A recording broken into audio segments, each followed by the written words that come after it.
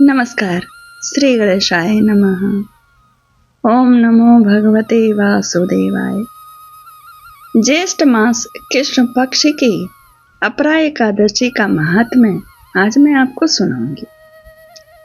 जानिए कौन कौन से व्रत उपास यज्ञ त्याग के बराबर, दान के बराबर अपरा एकादशी है और इस एकादशी महात्म्य को सुनने कहने से सहस्त्र गोदानों का फल मिलता है।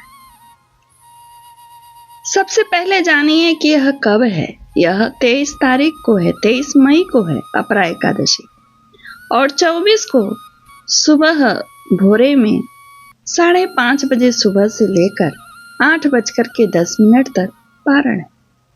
आइए इसका महात्म्य सुनिए। युधिष्ठिर ने पूछा, जनार्दन, ज्येष्ठ के कृष्ण पक्ष में किस नाम की एकादशी होती है? मैं उसका महात्म्य सुनना चाहता हूँ, उसे बताने की कृपा कीजिए। भगवान श्री कृष्ण बोले, राजन, तुमने संपूर्ण लोकों के हित के लिए बहुत उत्तम बात पूछी है। राजेंद्र, इस एकादशी का नाम अपरा है। यह बहुत पुण्य प्रदान करने वाली और बड़े बड़े पातकों का नाश करने वाली है।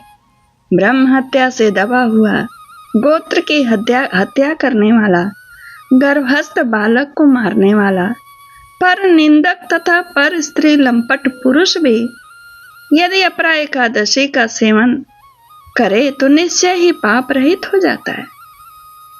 जो झूठी गवाही देता, माप तोल में धोखा देता, बिना जाने ही नक्षत्रों की गणना करता है और कूटनीति से आयुर्वेद का ज्ञाता बनकर वैद्य का काम करता है, ये सब नरक में निवास करने वाले प्राणी हैं। परंतु अपरा एकादशी के सेवन से ये भी पाप रहित हो जाते हैं। यदि क्षत्रिय छात्र धर्म का परित्याग करके युद्ध से भागता है तो वह क्षत्रियोचित धर्म से नष्ट होने के कारण घोर नरक में पड़ता है। जो शिष्य विद्या प्राप्त करके स्वयं ही गुरु की निंदा करता है, वह भी महापातकों से युक्त होकर भयंकर नरक में गिरता है। किंतु अपरा एकादशी के सेवन से ऐसे मनुष्य भी सद्गति को प्राप्त होते हैं। अब जानिए कौन कौन से व्रत उपास और यज्ञ के बराबर है यह महात्म्य, यह अपरा एकादशी।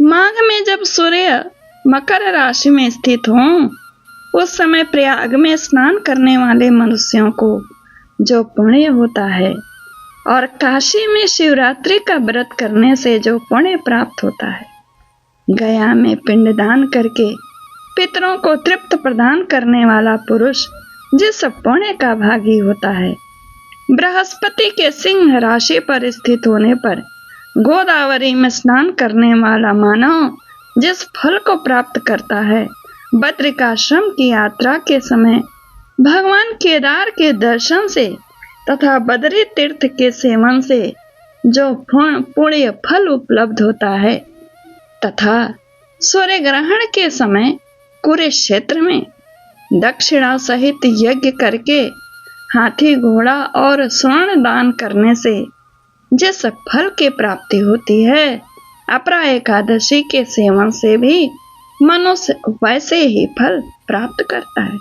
अपरा को उपवास करके भगवान वामन की पूजा करने से मनुष्य सब पापों से मुक्त हो श्री विष्णु लोक में प्रतिष्ठित होता है। इसको पढ़ने और सुनने से सहस्त्र गोदान का फल मिलता है।